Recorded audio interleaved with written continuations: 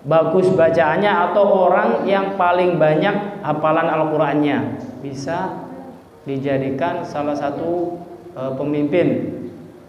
Ya mudah-mudahan kedepannya kita memilih pemimpin kita itu berdasarkan siapa yang paling banyak memahami Al-Qur'an gitu ya.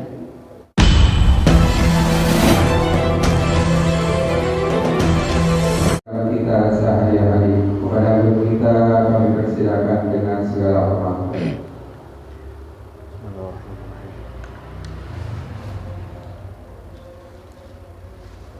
Assalamualaikum warahmatullahi wabarakatuh. Waalaikumsalam warahmatullahi wabarakatuh. Bismillahirrahmanirrahim. Alhamdulillahirabbil alamin. Wassalatu wassalamu ala asyrofil anbiya'i wal mursalin sayyidina wa maulana Muhammadin wa ala alihi wa sahbihi ajma'in. Amma ba'd.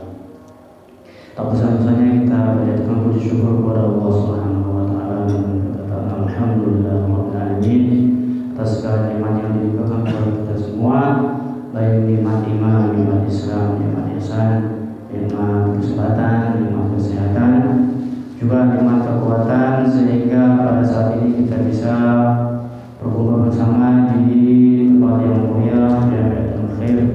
Mudah-mudahan kalian di sini mendapatkan rahmat dari Allah Subhanahu wa taala. Salawat serta salam mudah-mudahan tetap tercurah limpahkan kepada junjungan Nabi besar Muhammad sallallahu alaihi wasallam serta seluruh keluarga, para sahabat, juga umatnya hingga nanti hari kiamat. Dan mudah-mudahan kita termasuk umatnya yang mendapatkan syafaat dari beliau. Amin. Selanjutnya meneruskan yang kemarin ini, kita masih membahas tentang tema besar kita adalah nuzulul Quran.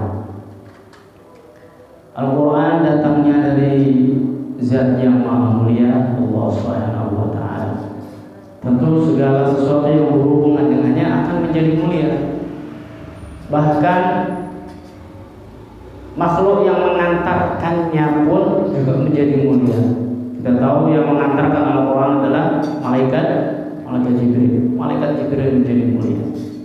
Kemudian kepada penerimanya Nabi kita Muhammad SAW juga menjadi mulia. Pada bulan ini, pada bulan Ramadan, bertepatan dengan bulan Ramadan, karena bertepatan dengan diturunkannya Al-Quran, maka bulan ini juga menjadi bulan yang mulia. Juga malam yang dimana berketepatan diturunkannya pada malam hari itu Al-Quran, yakni yang disebut dengan malam Lailatul Qadar, menjadi malam yang tadinya malam-malam biasa menjadi malam yang mulia. Bahkan kemuliaan malam Lailatul Qadar itu bisa mengalahkan 1000 bulan. 1000 bulan. 1000 bulan saja itu masih kalah dibandingkan dengan satu malam yang namanya malam Lailatul Qadar. Kalau dihitung gitu, Bang Eman, 1000 bulan itu kurang lebih sekitar 83 tahun ya, 83 tahun lebih. Jadi kalau ada orang tua itu tua banget yang sudah mencapai 83 tahun, kira-kira seperti itu lama sekali kan? Itu masih kalah dengan malam yang satu itu, di mana berketepatan dengan turunnya Al-Quran yang disebut dengan malam Lailatul Qadar. Nah, malam Al-Quran ini diturunkan untuk umatnya Nabi Muhammad. Siapa umatnya Nabi Muhammad? Ya kita ini. Sampai nanti akhir zaman. Jadi Al-Quran itu untuk kita. Untuk kita. Ada sebuah hadis Rasulullah Muhammad SAW, wa inna hadzal Qur'ana ma'dubatullahi ta'ala faman dakhala fihi fahuwa aminun. Wa inna hadzal Qur'an, dan sesungguhnya Quran ini ma'dubatullahi ta'ala, hidangan dari Allah Subhanahu wa taala. Faman dakhala fihi, dan barang siapa yang masuk di hidangan itu fahuwa aminun, maka dia adalah orang yang aman. Jadi Al-Quran itu diibaratkan oleh Allah seperti hidangan. Tahu hidangan ya? Hidangan yang bisa dimakan. Nah, bagaimana Al-Quran itu bisa memberikan kekuatan kepada orang-orang yang memakannya, istilahnya begitu. Kita tahu ada beberapa dari kita ya, kalau mendengar saja itu hati kita, jiwa kita itu bisa tenang. Jadi mendengarnya saja, mendengar Al-Quran dibaca itu bisa menenangkan jiwa, menenangkan hati. Apalagi kalau orang-orang yang hafal Al-Quran, dikisahkan beberapa teman kita yang hafal Al-Quran itu bagaimana kalau menghafal Al-Quran, satu ayat per ayatnya itu seolah-olah memang ada kayak semacam kayak vitamin gitu buat tubuh maupun buat keimanannya. Jadi seolah-olah setelah menghafal walaupun satu ayat itu rasanya kayak ada kekuatan baru yang masuk dalam dirinya. Nah, itu pengalaman di antara teman kita yang biasa menghafalkan Al-Quran. Ini bab yang kedua tentang fi tarji'il qira'ati wal qari'i ala ghairihima. Bab di mana menerangkan tentang keutamaan orang yang membaca Al-Quran dan orang yang membawa Al-Quran. Maksudnya membawa Al-Quran itu orang yang hafal Al-Quran. Thabata an Abi Mas'ud Al-Ansari Al-Badri radhiyallahu anhu an Rasulillah sallallahu alaihi wasallam qala ya ummul qauma aqra'uhum li kitabillah. Jaulan ya ummul qauma aqra'uhum li kitabillah. Ya ummul qauma, berhak untuk menjadi imam di suatu kaum. Siapa itu? Aqra'uhum li kitabillah, yakni orang yang membaca atau menghafal kitab Allah, yakni Al-Quran. Hadis riwayat Muslim. Mazhab Imam Syafi'i itu memberikan stratifikasi siapa kira-kira orang yang paling berhak menjadi imam.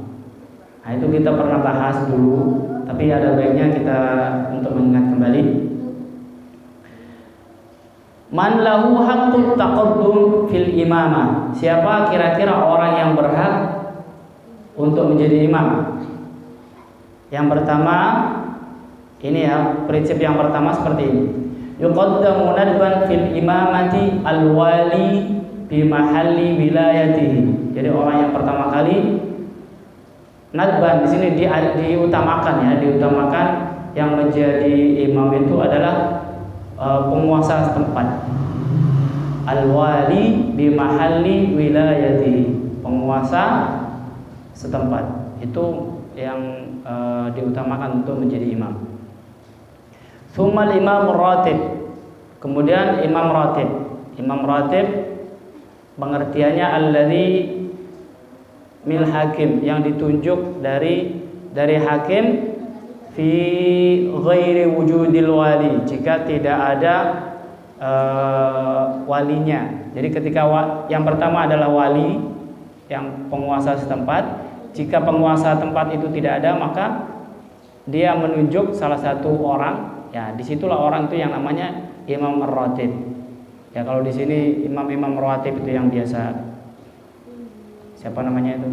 Bang Iman. Siapa lagi Bang Iman? Ustaz Ali, Ustaz Musa dan sebagainya. Termasuk siapa?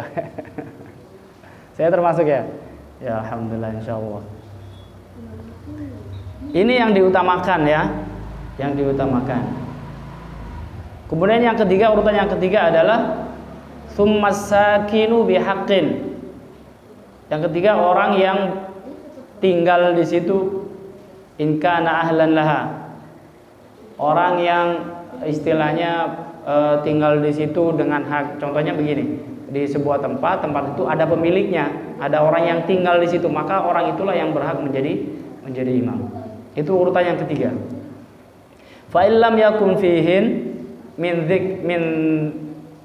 dzikrin qudima al-afqah. Nah, jika 3 orang itu tidak ada, maka yang diutamakan adalah al-afqah. Al-afqah di sini adalah orang yang paling faqih, orang yang paling mengerti agama. Maksudnya di sini orang yang mengerti tentang hukum-hukum sholat, baik sahnya sholat maupun batalnya sholat.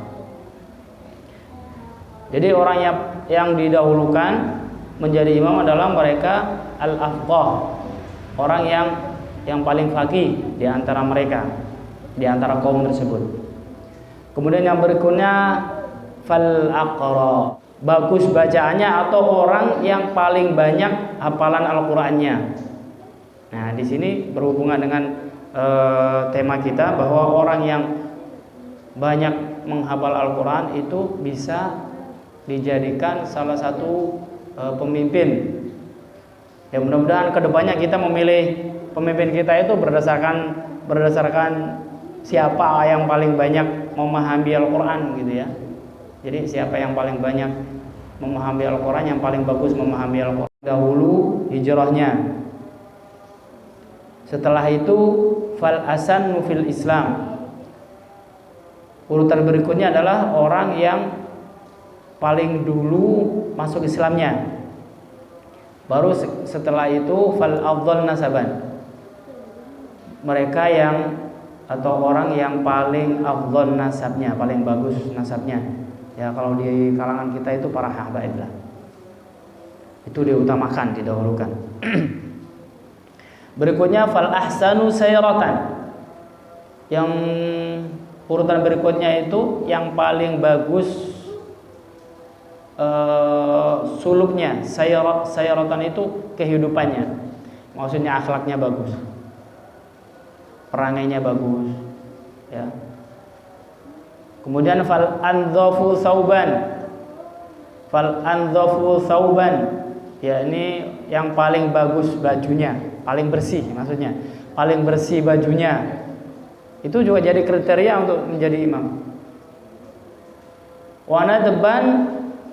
Wanadban dan diutamakan juga wasun'atun. Sun'ah itu badannya bagus. Contohnya itu misalkan tidak ada cacat badannya, jadi nggak ada belang-belang gitu. Itu maksudnya. Fal ahsanu sautan, suaranya yang paling bagus. Ya, suara bagus juga menjadi kriteria menjadi imam. Fal ahsanu suratan, berikutnya adalah fal ahsanu suratan, bentuknya yang paling bagus, yang paling ganteng. Kemudian fal mutazawwij, berikutnya adalah orang yang sudah beristri. Fa in tasawau fi kulli ma dzukir aqra'u bainahum. Jika semua itu keadaan di atas itu sama semua, maka pilihlah aqra'u bainahum, orang yang paling terpelajar di antara mereka. Wa yajuzu lil ahaqqi bil imamah ay yuqaddima ghairahu laha. Dan diperbolehkan bagi mereka yang paling berhak menjadi imam untuk dipasrahkan kepada lainnya, gitu ya. Di antara keterangan yang di atas tadi itu, orang-orang yang paling berhak menjadi imam, menjadi pemimpin, dia boleh mewakilkan istilahnya gitu kepada orang selainnya. Ma lam yakun taqaddumuhu bis sifah. Namun diperbolehkannya itu terbatas selama tidak berhubungan dengan sifat. Seperti al-afqah. Kalau al-afqah, kalau orang yang paling faqih itu tidak bisa. Ya, tidak bisa. Jadi ini mutlak. Al-afqah itu mutlak. Urutan yang pertama, al-afqah yang paling faqih itu menjadi yang lebih utama di antara kaum untuk menjadi imam.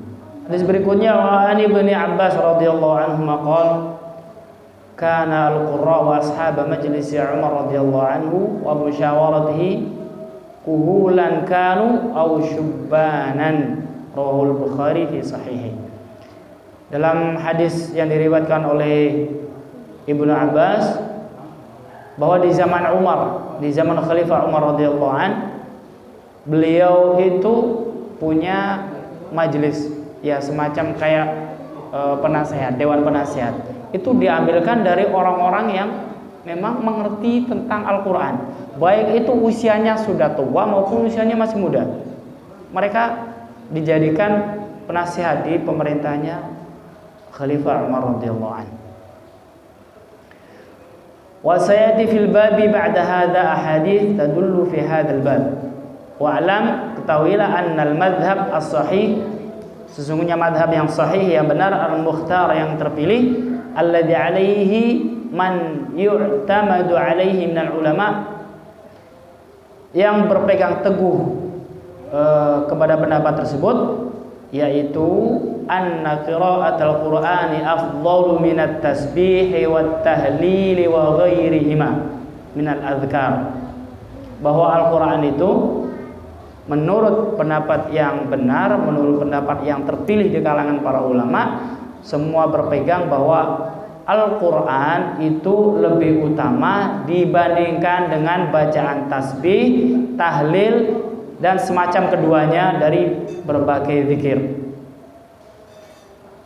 Jadi Al-Quran itu tetap lebih afdal, istilahnya membaca Al-Quran itu lebih afdal dibandingkan berzikir, baik itu berupa baca tahlil maupun membaca tasbih.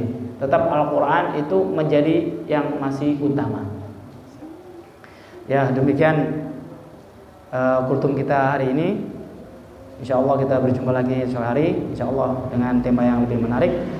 Mudah-mudahan kita masih ada umur yang panjang dalam kesempatan yang lebih tenang, yang lebih khidmah, insyaallah besok. Amin Allahumma amin. Tak lupa kita berdoa, mudah-mudahan kita semua dijadikan hamba-hamba Allah yang mencintai Al-Quran. Allahumma amin. Bismillahirrahmanirrahim. Allahumma rahmna bil Quran waj'alna lana imanan wa nuran wa hudan wa rahmah. Allahumma dzakkirna minhu ma nasina wa 'allimna minhu ma jahilna warzuqna tilawatahu ana al-laili wa atraf an-nahar waj'alna lana hujjatan ya rabbal alamin ya rabbal alamin. Sallallahu alaihi wa sallam. Alhamdulillahi rabbil alamin. Wassalamu alaikum warahmatullahi wabarakatuh.